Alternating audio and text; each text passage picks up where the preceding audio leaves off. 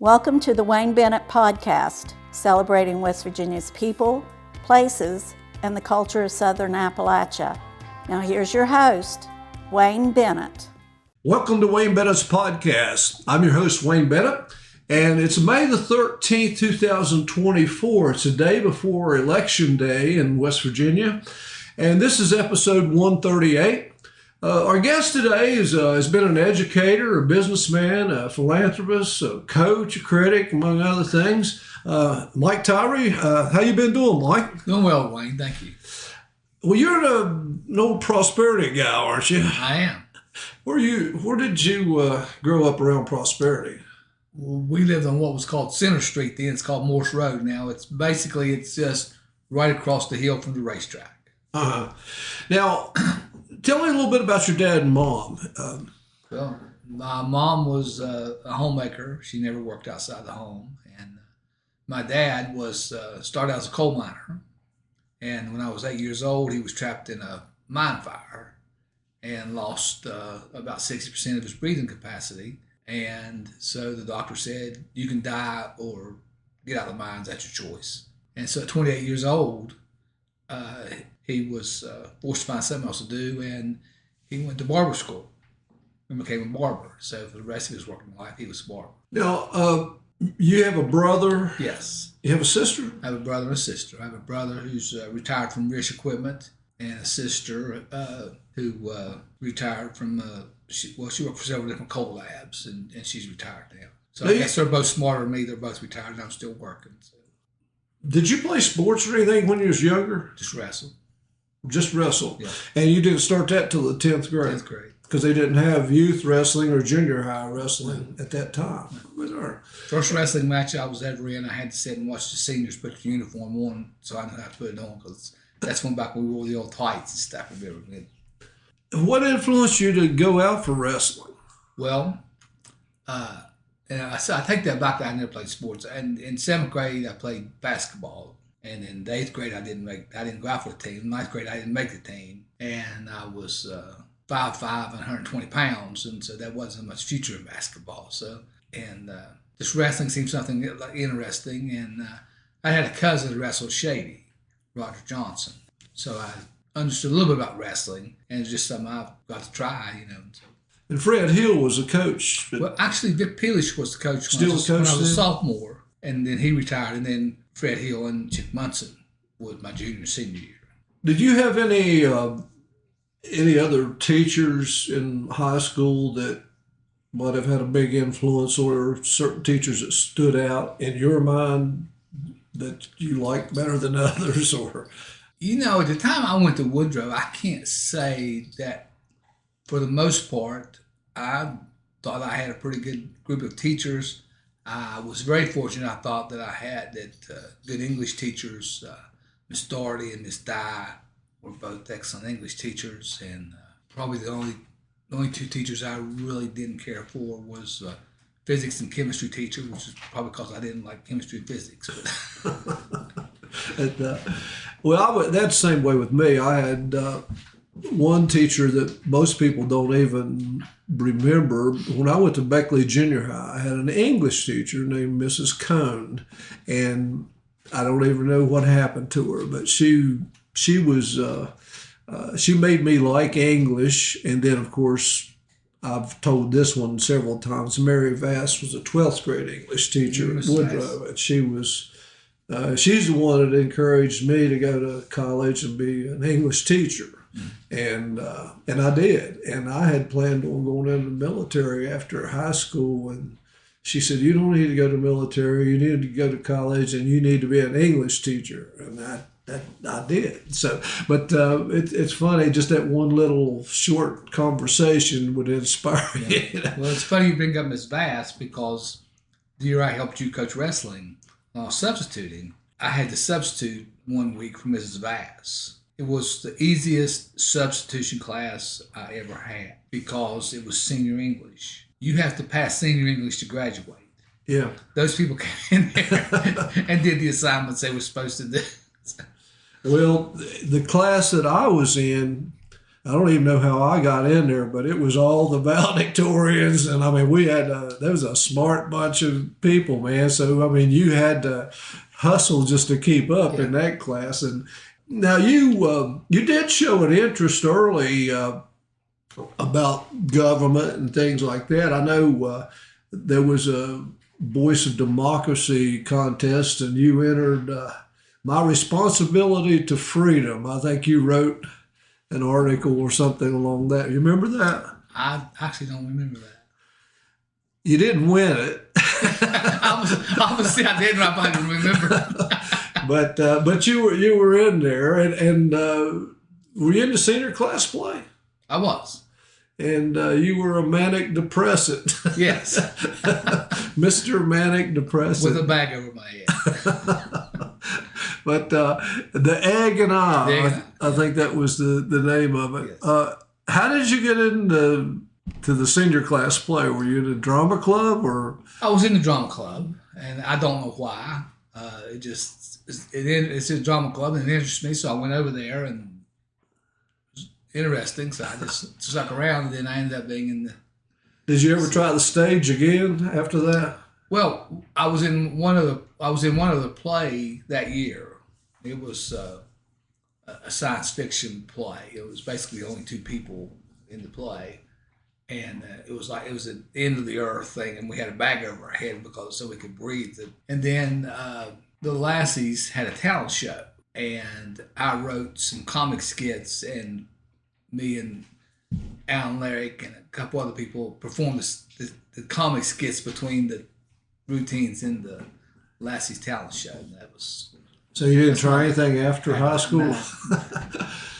Well, I never did do anything in high school, but I kind of started doing some things years and years later, and really, I wish I would have got on the stage work or something, even behind the scenes. I think I wish I'd have kind of done more, but didn't really have a whole lot of time. But now you won the Keatley Award in wrestling. That's your senior year at Woodrow Wilson. That's the award for best wrestler on the team, right, or something along that line. And then you went to Concord, and you wrestled down there. Yes. Yeah. Most of the VIAC teams had wrestling teams back then, didn't they? They did. The first 2 years I was in college, almost all the schools had wrestling teams. But then Title IX came, and the sport that most of them cut, including Concord, was wrestling to make way for the women's sports. Yeah. How many guys did y'all have out? Probably 20. Really? Yeah. Did they go into wrestling like people now do? I mean, where'd the coach come from? He was a football coach. Oh, okay. They didn't know anything about wrestling.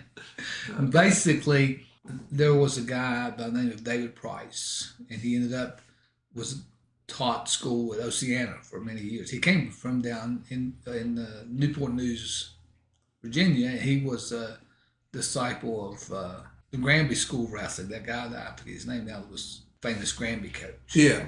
So Billy Martin. Yeah. And I learned so much from him in 2 years that I didn't know when I came into college. When you go from high school wrestling to college wrestling, it's a whole new world. Oh yeah. And especially if you start as a freshman, you're going to take some beatings. Well, back in those days in high school, they didn't wrestle as much as they do now. I mean, it's not even close. I don't know how many matches you had in high school, but when I was in high school, if you went to the States, if you were lucky enough to qualify for the States, you probably still only ended up with 12 to 14 matches. And a lot of guys, the whole season would only wrestle 10. Yeah. We never had any tournaments. And a try was rare, but nowadays they'll get 10 matches on a weekend. Yeah. These duels are just, dual tournaments are just brutal. I don't know how much the college wrestled back then. Do you remember? probably had 12 matches or so. And almost everything was duels. I mean, Yeah, yeah. But Larry Shaw wrestled down there. he did, yes. And Larry went on and had a great career at Oak Glen High School. I think he still may have a national record for a number of Probably it's like 14. Yeah. Yeah. And he put a lot of time in. What kind of music did you listen to back then? WWNR, right? Like everybody else. Whatever they played. Whatever they played, yeah. I've never been a real big music person. What do you listen to now? Anything? Not really. If I listen to radio, I probably listen to talk radio more than anything. Yeah. Now, you mentioned student teaching. When I helped Gilbert Pennington and Ron Rose over at Woodrow one year coaching wrestling, I was just a volunteer coach. And we had a pretty senior-dominated team at that time. And we went down to the state tournament, did nothing. I mean, absolutely just everybody had, in the regions and the states, just had a terrible, terrible tournament. And so the next year, Gilbert went on and got a job with the Board of Education. Ron didn't coach. And they put the job up. And I thought Fred Hill was going to apply for it. And I wanted to be his assistant because he had been a head coach before, and I didn't know that much about the wrestling as far as coaching. And well, he came down. We actually met in the hallway. I was on my way to his room, and he was on his way to my room. And he said, "I want to help you." And I said, "Well, I wanted to help you." And he said, "Well, I don't want to be a head coach." So we took the team, and then you were there doing your student teaching. You came out and helped. Randy Lilly came back home from Fairmont State, and he came out some. And but we had pretty well a new team. We didn't have any veterans back, only a couple, I think. Kenny Bradley and Richard McGraw. That's about it. And I thought it was going to be a pretty dismal season, but they wrestled pretty good. We actually lost 2 or 3 athletes that really would have helped us, and 2 of them because of the weather. Andy Wakefield and Rob Anderson came out for a short time, and then we didn't have a match for like 3 weeks because of weather, and then they quit, because they got tired of practicing. And then Mike Pernesti, he and I've talked about this a lot of times, he decided not to come out that year.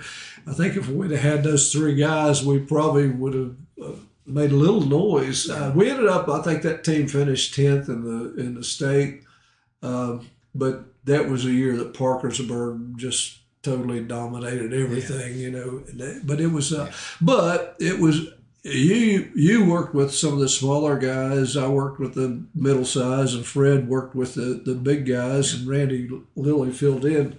And I think it was an overachieving bunch, actually. Yeah. And why I would mention Fred Hill, other than my father, Fred Hill had more impact on my life than any other man. He was a great guy to work for or with, and I still talk to his son occasionally, and but Fred worked at Beckley Stratton as football coach till the point he just couldn't do it anymore. And he was always a very positive guy.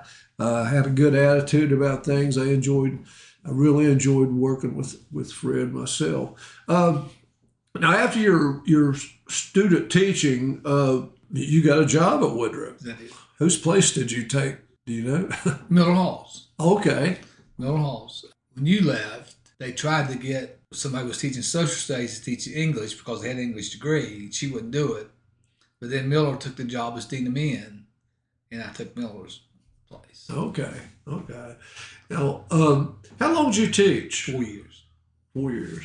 And you liked it, didn't you? I did. Yeah. Why did you change jobs? Well, what happened was basically I had another child on the way, and so I needed some additional income for just one teacher's salary. So I decided to take the real estate class. Well, actually, what happened with Debbie Cashin, who was teacher Woodrow, I was talking about real estate, and she said, well, my husband is buying a Century 21 franchise, which at that time, Century 21 wasn't known in the eastern United States. No one knew anything about it.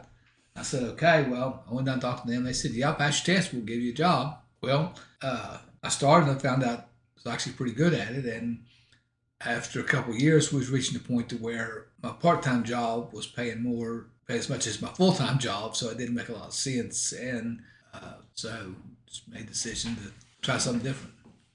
That was kind of a similar situation with me. Now, a lot of people don't understand. During the early years when I worked at Sophie Elementary, and then I went to Woodrow, and I had to work in the summertime to make it, and I worked for David Hill Construction for like 4 summers. I worked up in D.C.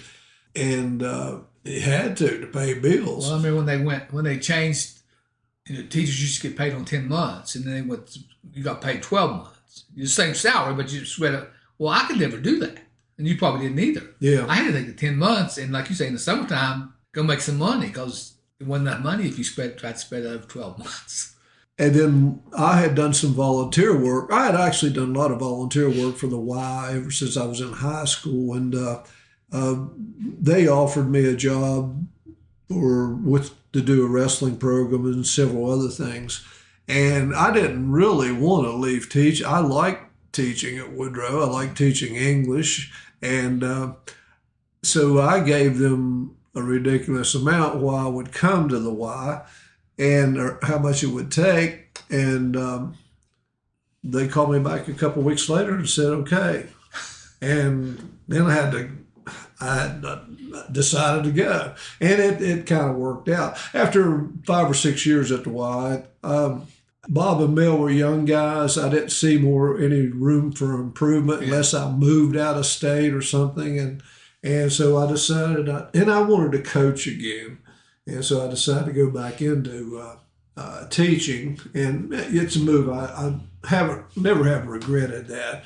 But so when you got into the real estate, you became like the sales manager pretty quick, didn't you? Yeah. You set up the Tyree School of Real Estate. I did. Yeah. When was that? That was 1982. They just passed the law that you had to have 90 hours of education to take the real estate class. It was also the time when interest rates were 18%. So it was an opportunity for additional income and to do what I like to do. I like to teach. Yeah. So it was an opportunity to teach and have some income. And interesting thing was, whether you're teaching children or adults, the number one question is still the same. Is this going to be on the test? Did you teach the test? I did not teach the test. I would not do that. There were some people who did that. I would not do that, because if you did, I had to still work with those people once they got their license. So I wanted to know. So I tried as much as I could. Of course, when I started out, I didn't have that much experience, but as the years went on, I tried to give them as many real life experiences as I could, things they could expect and those kinds of things, rather than just what's on the test. How many years did you have to teach the class? Or are you still doing that? No, I quit about 10 years ago now, so I did it for 30 years. Now, the real estate business has changed so much. I mean, now you've got people that don't have offices. They work out of their home and they do a lot primarily on the internet. I mean, you still have to go show houses and stuff, but a lot of stuff is done on the internet. Is that a good thing? Or, I mean... It's good and it's bad. I mean, it's like everything else. It has its ups and downs. I don't think, you don't have, before you had personal relationships with the people that you worked with more so than you do now. So if a problem comes up or a situation comes up, you don't know these people like you used to. So you don't have that level of trust or distrust you might have had if you actually knew the person better. But for the consumer, it's much better. I mean, someone today can get on the internet, look at this house, and have a tour of it, so that they pretty much know what this house looks like before they ever go look at it. Yeah. And the purpose of someone looking at houses, typically, actually, you're not, you might think you are, but you're actually not looking at houses to pick out a house. You're looking at houses to eliminate them. Yeah. Well, I don't want to look at that one. I don't want to look at that, but I do want to look at this one. So it certainly cuts down on having to take somebody to look at 20 houses, because if they be on the internet looking, they don't need to look at 20 houses. They probably narrowed it down themselves already. And if I'm showing you a house today, and you look at it and you say, well, we'll go home and talk about it, and we'll let you know. Well, you and Diane come home and say, I think we want to make an offer on it. Well, you can call me. I can send you the contract over your phone. You can sign it with DocuSign, send it back to me, and you don't have to come back out to the office, or I don't have to come to your house or whatever. You just do the whole contract with your cell phone.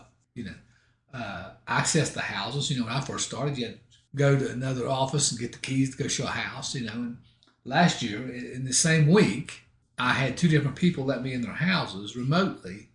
One guy was in Hawaii, and he unlocked his door in Hawaii with his phone. Another guy was in California and unlocked his house with his phone. So yeah. So I mean, it's truly changed. Then you got drones now, and yeah. Some people do drones. Yeah. I was fooling around one day on the computer, and I was trying to find.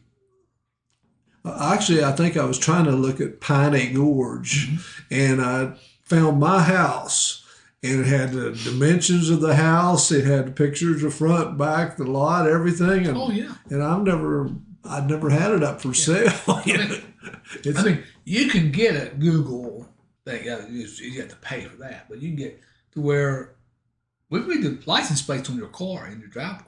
I mean, so anybody, these people talk about living off grid or this type of thing because you got to get away from the government.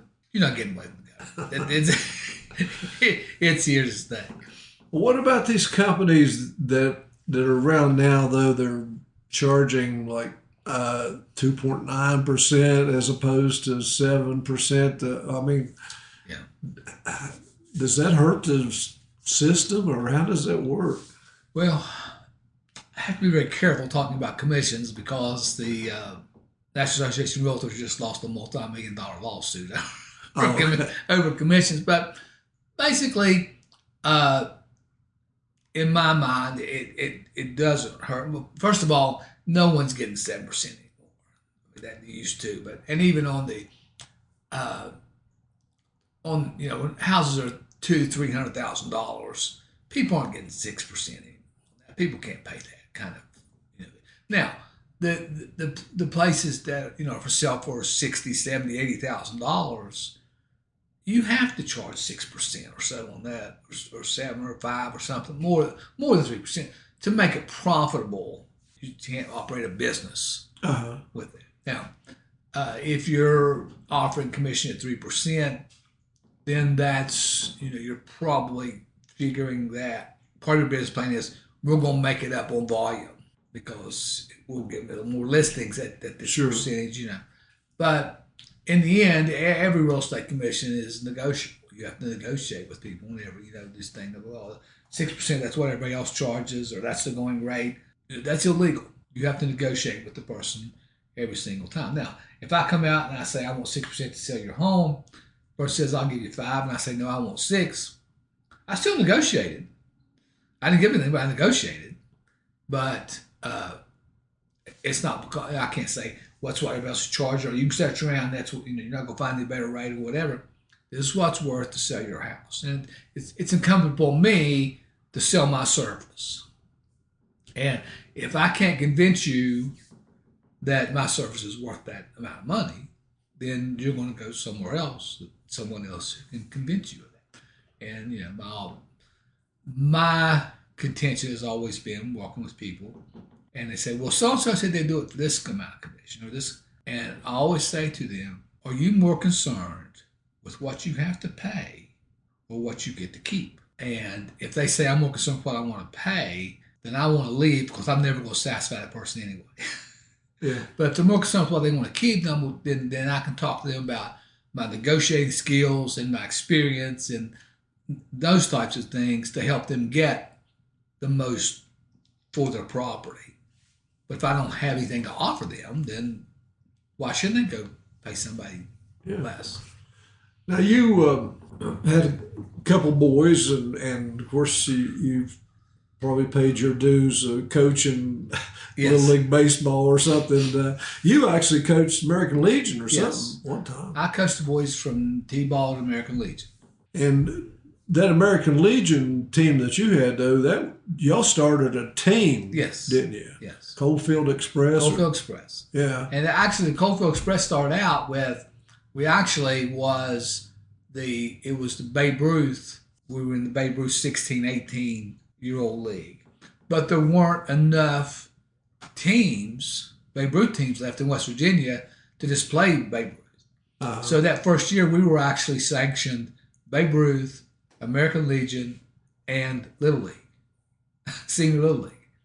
And then the next year, we decided to go to American Legion because it was just, you can schedule more games and play better competition. Did you have to do your umpiring duties any From Little League, yes. Yeah. When my boys played, now they have paid umpires, but when the boys played Little League, if you coached the first game, you'd stay and umpire the second game. That's what or vice versa, At Babe Ruth, I volunteered and umpired some, but I didn't, because they paid people to umpire Babe Ruth too. They said, well, a few times I volunteered. They said, well, we'll pay you. It was like $15 a game. I'm like, no, I'll volunteer. I won't work 2 hours, $15, but I'll volunteer my time.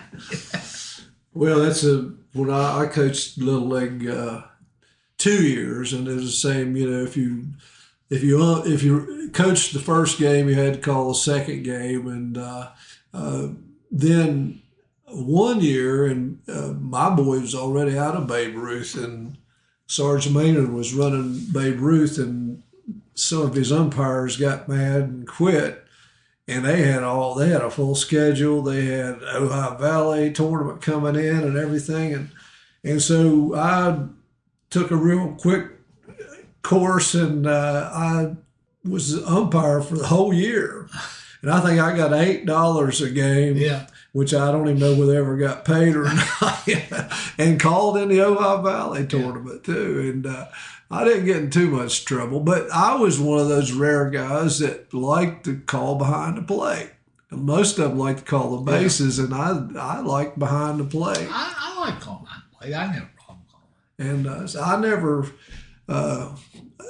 Frank Parklow was one of the coaches over there, and Frank and he'd get on me sometimes. He and I didn't agree on too many calls or anything, but it was friendly. I mean, it wasn't nasty or anything like that. But anybody else, it was just a bunch of good guys, had a good time, but I told Sarge after that year, don't call me. I don't care what kind of trouble because it takes a lot of time. It does. And I mean, coaching and umpiring, and I was tickled to death to see him get Babe Ruth, back together again. I think they're actually starting today.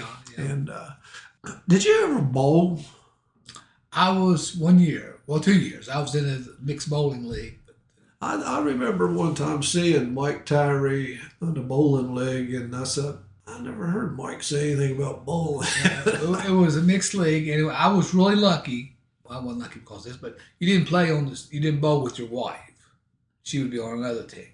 Okay. And I happened to get on a team with 2 really good lady bowlers and another guy who was a good bowler. So with their scores and my handicap, we were pretty competitive. That sounded like the same thing. I bowled on a Wednesday night hoot owl league.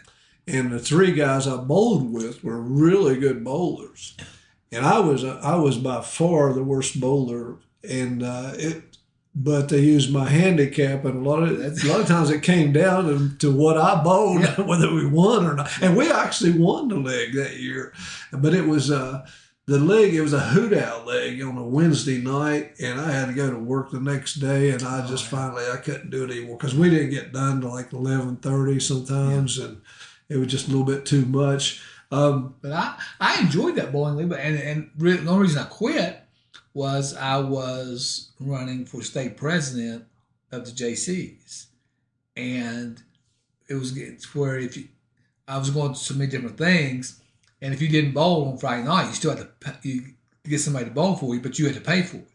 Oh, so I was paying for more bowling that I wasn't doing than I was doing. So we quit, and then after the JCs, I never did go back, but. Now, you were the president of the local JCs. I was president of local JCs, I was state president, and I was national vice president. Really? Yeah. Well, what happened to the JCs here in Beckley? It's not just here in Beckley. It's nationwide. It's just that went through a period of time where young people just weren't interested in that kind of civic activities. Not that young people aren't doing civic things, some of them are, but it just wasn't the kinds of things JCs were interested in. And so just gradually it just dwindled off. Yeah, I remember the JCs were really busy organization, early, well, when Pete Tyree and those guys were there too. And but you've been involved even in college. You were president of the fraternity, weren't you? Teacher fraternity, yeah. Do you still stay connected with those guys? Just a few of them. There's a few guys that I'm still connected with. You're still appraising property, and that's changed a lot too, hasn't it? I mean, I mean, the computer, it's changed it, and it's good in a lot of ways, it's bad in a lot of ways, because once we got the computer. The banks are like, well, you got a computer, you can do this. So they start expecting more. Like the first FHA appraisal I ever did was a one-page report with a Polaroid picture of the front of the house stapled to the report. And today, your average appraisal is from 30 to 45 pages of stuff. A little bit more work. But one good thing is now, I mean, when I first started out, you probably have to go to the courthouse 2 or 3 times a week to get information and stuff. Whereas now it's all online and you can get the information online, so you don't have to go to the courthouse anymore for that kind of stuff. So that's helpful. In your travels around appraising different places around the state, you've been taking a lot of pictures, and I've seen a lot of them on Facebook, and scenic pictures. You like Monroe County a lot. I know. I love Monroe County. And those pictures are beautiful. I mean, I don't know what kind of camera you got, but it accentuates the color. And I mean, it's how did you get into the picture taking? I would see things I would think was interesting.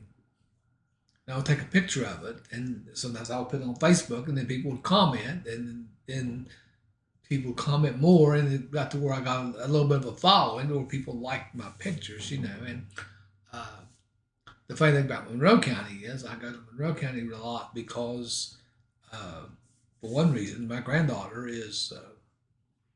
who's graduating this year, is addicted to the pepperoni rolls from a little bakery up at Gap Mills, and she don't like them from anywhere else. Really? Yeah. Now, I don't know if part of that's because Papa goes up there and gets them, or what, but, and she has, since grade school, I go up there and get several bags at a time, bring them home. Her mom puts them in individual baggies, freezes them, and that's what she takes for her lunch. She has kids trying to trade her out of her pepperoni roll stuff, and, she doesn't want any part of that. But yeah, Monroe County is beautiful. And some of the pictures I take is just when I'm out doing appraisal work, and I just take a, detour. And then some of my Blackwater Falls and Seneca Rocks, that special trip, I had to actually go out and do that, Now, talking about Monroe County, we love to go that direction. Union and Peterstown and Gap Mills, Yeah. and then of course you got a couple Amish places that you stop at, and going on over into Point Bank, Paint Bank, yeah. and that area. That's just beautiful stories and beautiful scenery. But like all the other places in West Virginia now, things are starting to get crowded. You know, you start going to play. I mean, now it just seems like in the last few years, places like Dolly Sods and Seneca Rocks and stuff. I mean, you can't really get park in some of those places. Dolly Sods, I mean, we're talking the middle of nowhere and 10 miles to the top of a mountain. And every time you go up there, that parking area, that's called Bear Rocks right there. And, the parking lot's full. Yeah. And, there's not even when they say it's primitive, it's primitive. I mean, there's not even a porta potty up there. I mean, you mentioned Paint Bank, Virginia, which is, I don't like to promote outside of West Virginia. I said Point Bank. It's Paint Bank, but taking pictures, and I heard about this swinging bridge at Paint Bank. So I went over there, and I was going to get a picture of that swinging bridge. I thought that would be nice. So I go over there, and I see this little restaurant. It's called Swinging Bridge Restaurant. So I thought, well, I'll go in there and eat, and then I'll go get a picture of the swinging bridge. So I go in there and I eat, and I get through eating, and the girl brings me a check, and I said, now, where's that swinging bridge? And she just points up to the ceiling. Because the swinging bridge between the gift shop. So I felt kind of silly, and she goes, listen, you're not the first one that's made that mistake. Yeah, we went in there one time, and of course I felt obliged to eat a buffalo burger or something, and it was they do well. They do well there. Now you were also president of the board of real estate. Yes, I've been president of. Do they still have a board? Yeah, I've been president of the Fayette County Board and the Raleigh County Board. Really? So my first office was actually in Fayette County. When I first started, I opened an office in Oak Hill. Okay, that's right. And was over there for a couple of years. Came back to Bennett. Now you have not been afraid of controversy over the years. No. I can remember back in '89, I guess, I read a letter you wrote to the editor about the situation that was going on down at Bradley Elementary. Mrs. Hartzog was the principal. Correct. And the letter you had written was you thought there ought to be an independent investigation. You remember that letter? I don't remember the letter as much. I do remember that, the reason for that was, her husband was assistant superintendent of school. And there were a lot of people very unhappy with that school. Uh-huh. And I don't know how I got involved because I didn't have a kid at Bradley, but somehow I did. But anyway, I mean, as it turned out, after she left there, I guess Bradley became one of the premier grade schools in Raleigh County. It was. Yeah. Now you have just recently you were on the zoning commission, and they were discussing rezoning some property at Shady Spring, and of course you guys had to vote on it, and unfortunately you were the deciding vote, and you guys decided to, I guess, make it industrial or commercial. Yeah, and a lot of the people that lived out there felt like the traffic was going to be it's bad now. Yeah, absolutely. And they felt like it was going to increase and make it even almost impossible. And so there was a lot of people who came out several meetings and spoke against that. And the county commission, I guess, reneged on the well, what happened was, and this got misreported, but basically, I mean, I understand and I sympathize with those people who, have nice homes and around where it's going to be. But from the planning and zoning situation, we have an obligation to make a decision based on what's best for the citizens of Raleigh County, not just, we have an obligation also my job is to protect you bad things happening around your properties. We don't want to zone it so that you'll have bad things happening around your property. We also have to make a decision based on what's best for Raleigh County. And this had the potential to create several hundred good-paying jobs, plus millions, if not billions, of dollars in construction for this facility. But by the time after we made our decision, before the county commission had their meeting, the company that was trying to get the land zoned found out that, well, they weren't sure this company was going to go with their property. So now they couldn't guarantee the project. So then the county commission said, well, we'll just table it until you can come back. And what ended up was, in my opinion, West Virginia was getting used. There was another state involved, and I think they were saying, what West Virginia give us, what will this state give us? And the project ended up going to Wisconsin, who's a bigger state, who I guess gave more money, because these people were wanting a lot of money from West Virginia, economic development money, because that land out there is what they call the old Hedrick property, and a lot of that's swampy and wooded and such. And so they were wanting a lot of economic development money, and obviously Wisconsin chose to give them more money. So yeah, that was a hard decision. It was It was a hard decision, and that's as the chairman of the Planning and Zoning Commission, I don't vote unless there's a tie.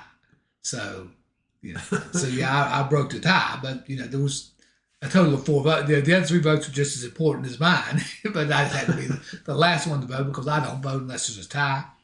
There was 7 people there. It was 3-3, and I had to break the tie. So now, you also on Facebook, you have strong opinions about certain politicians or political movements, and sometimes you'll get people who disagree with you, and they get into arguments, and sometimes they don't come back or they don't respond anymore. Yeah. Let's do something. I've never done this before, but I'm going to give you a topic, and you give me a short response, how you feel or whatever.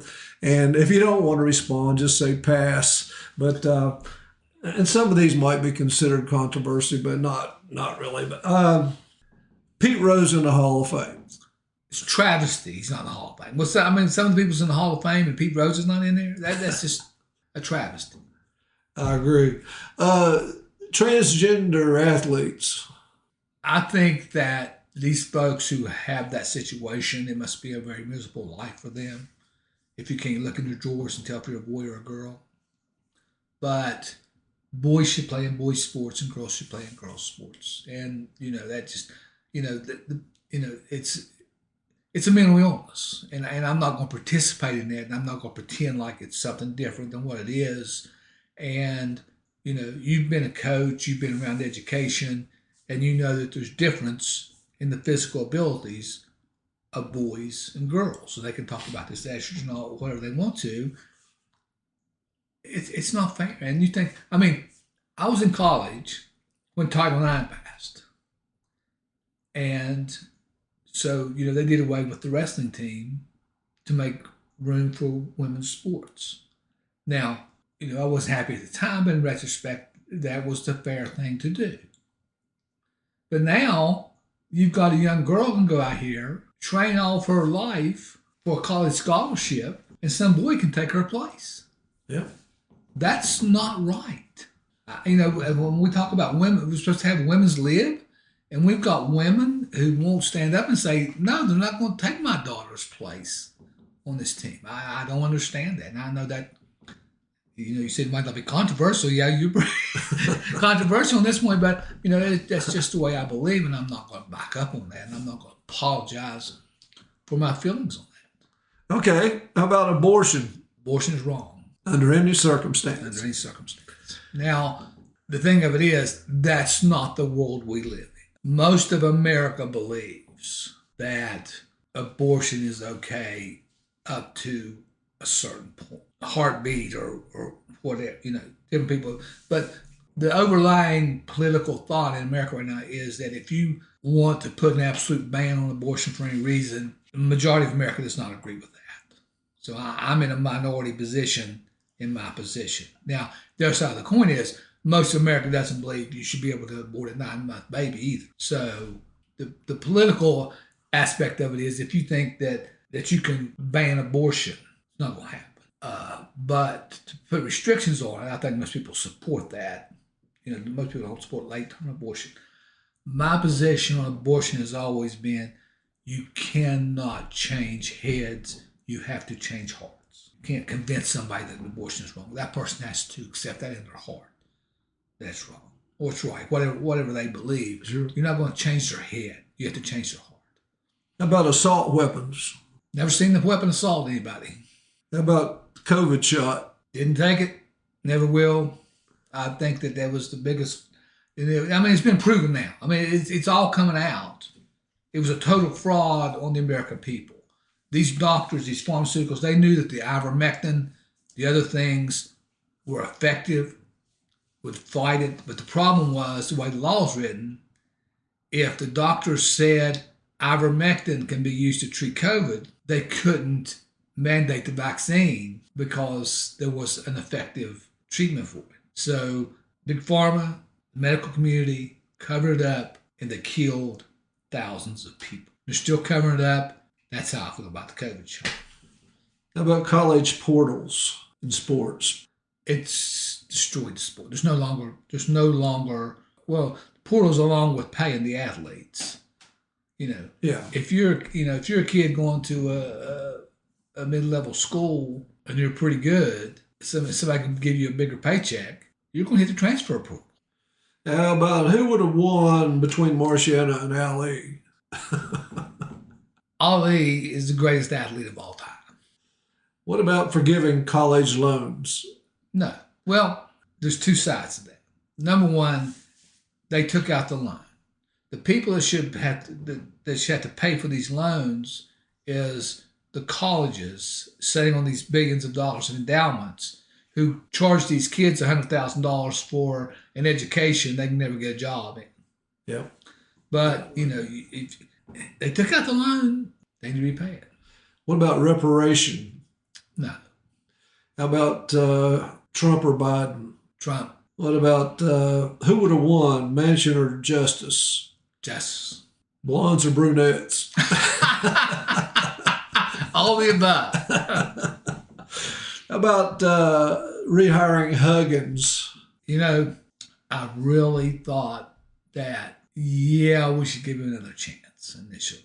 But, now that time has passed now. I think that, two things about firing Huggins bothers me. Number one, everybody knew the man had a drinking problem. No one at the school addressed it. Number two, Huggins didn't get fired for the drunk driving incident. Huggins got fired for the remarks he made about Xavier University. Gee wanted to fire him then, which if you want to make Western University a better place, Gee would be the person to get rid of, not Huggins. But he couldn't fire him then because he didn't have enough support to do that. There wasn't enough people in West Virginia that felt like Huggins, that was bad enough to fire Huggins because Huggins is very popular. But when you combine the Xavier comments with the drunk driving thing, then that gave him a right to fire him. But it looks like, Huggins supposedly sober now. And, if you look at the man, he looks better. I'm not sure that for Coach Huggins' welfare, he needs to go back to coaching. Maybe he just be a goodwill ambassador around the state of West Virginia. People still love him. He can still raise money. He can still do charitable things.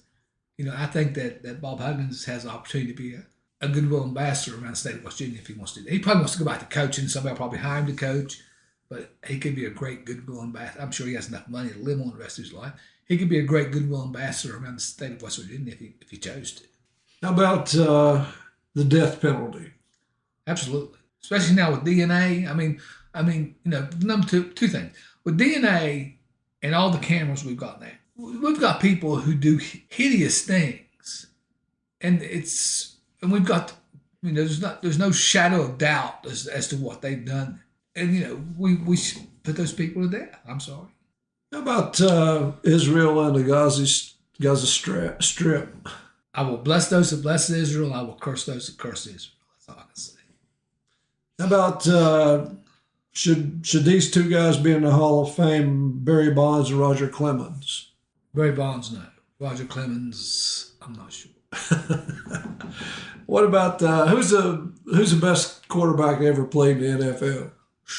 Well, Brady's got the rings, and I'm certainly no Pittsburgh Steelers fan, but a guy that could just put a team on his back and win a game, you got to put Terry Bradshaw up there. And nobody does. In the top people, they want to talk about Montana and Peyton and these people, but I think you have to put Terry Bradshaw in a conversation. But it's different eras, and they play different kinds of football, and so it's kind of hard to pick. Oh yeah, pick one, But same question. Who's the best basketball player you ever played in the NBA? Michael Jordan. Sex on Sundays. You want that? Sex on Sundays.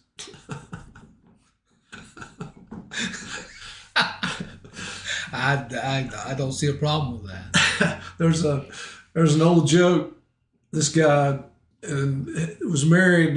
He felt amorous quite a bit on Sundays, and his wife didn't. She thought it's the Sabbath, and so they discussed it several times. And she said, "Well, I'll ask our minister and see what he thinks, and whatever he says, we'll go along with that." So he called the minister, and she said, "You think it's okay to have sex on Sundays?" And he said, "Yeah, as long as you don't block the aisle."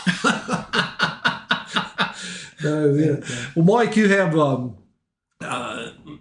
I'll never forget when you were refereeing. We hadn't mentioned too much about the refereeing, but you were refereeing, and you used to come up. You and Rodney Elam used to come up and help us when we had the youth program going, and some of the championship matches we used to have on a small mat in the old Y were classics. I mean, they were more heated than some of the state championship matches I've seen. Our buddy Pate King, who helped us a lot during the regular season, passed away a couple of months ago, and Pate was instrumental in helping us a lot too. But you always supported us getting the youth program going. And Rodney was just in high school, and he turned out to be a pretty daggone good official, one of the best. And I appreciate all that. I want to make sure you knew that. And I like to say that Rodney Elam and Rodney refereed longer than I did. But if you ask him or me about one of the best matches we ever refereed, it would be the championship match between Bradley and Crab Orchard up at the old Y. I mean, if you remember, all the parents left the seats and were down on the edge of the mat. Rodney and I were both refereeing together because you couldn't hear the whistle blow. Yeah. And so we were tapping each other on the back when time was up and such because it was so loud and so exciting, and it came down to the heavyweight match. Yeah. It was Keith Humphrey and I forget who it was for. Yeah, I can't remember the Crab Orchard kid, but they came down. Might have been Moose Johns, I think, maybe. I don't know, but it came down to the heavyweight match. And even another year too, you had Crab Orchard and Central Beckley had a real good final match. I think it was a one-match thing, but it was it helped get wrestling, the interest in there, and now. And I remember driving with. I rode down to Big Creek with you the first time you took a youth wrestling team from Beckley to a tournament. We went down to Big Creek, and it was actually more of a JV tournament. And I think it was Tommy Gerald. It was in grade school and beat a kid in the upper grades. Yeah. We went down Big Creek 2 or 3 times to help Fred Strom make a little money and try to keep the interest going there. But those were kind of the pioneer days, and now you look around, and I mean, locally who've had successful programs like Independence, and Woodrow Wilson's going through a real good time right now, and all the teams, area teams are better, but the whole state's better. Yeah. I mean, you got kids that are going to Ohio, Pennsylvania, traveling all over, getting the 70 matches during the regular season. And I'm not sure I agree on all that stuff, but it's people can't believe how it started, and it just took a lot of time and a lot of effort from a variety. But I did appreciate you and Rodney, everything you did. I mean, you were always, anytime we had a clinic or whatever, you were always very helpful and cooperative. And well, thank you, and I enjoyed that. Well, you're nearing 70 years old. Yeah, I'll be 70 in August. What's on your bucket list? I mean, what's something you'd like to do you haven't done? I don't know. I've been in 44 of the 50 states. Wow. I might try to finish out that other 6. I don't know. But I've been out of the country. Didn't like that. I don't want to get out of the country. I think the thing I'm most proud of right now is how well I mind my grandchildren. So probably a lot of what I do from here on out will just be based on what they're into and what they want to do and those kinds of things. How many grandchildren you have? 3. 3. Yeah. And 2 weeks ago, I had the opportunity. I went to granddaughter's senior night in softball, and the youngest grandson's first t-ball game in the same week. So that was pretty interesting. Yeah. Well, I tell you what, it's been nice talking with you, and I'd like to get you back sometime, and maybe I can get versed up enough on politics to ask some intellectual questions. Well, I'll just say that on politics, and the one thing is I'm very strong in my political beliefs, but I'm also just as strong as in the right of someone else to have their political beliefs. So, I'm never going to hate someone because of the way they believe or their politics. But I do believe that this November is the most important election in our lifetime. And people need, it's not going to matter so much in West Virginia because Trump's going to win West Virginia. But there are other political offices that need to be filled, and we need to make sure that we elect the right people. And the good thing is, and I hope everybody goes and votes tomorrow, because the good thing is in Raleigh County, if you look at our ballot, we've got several good races where there are good choices and tough choices. And that's, in my lifetime, that's never existed as much. And there's some tough choices in the state races. Yeah. And usually, I'm so accustomed to going to the polls and choosing against the least of two evils. And when you vote for the lesser of two evils, you're still voting for evil.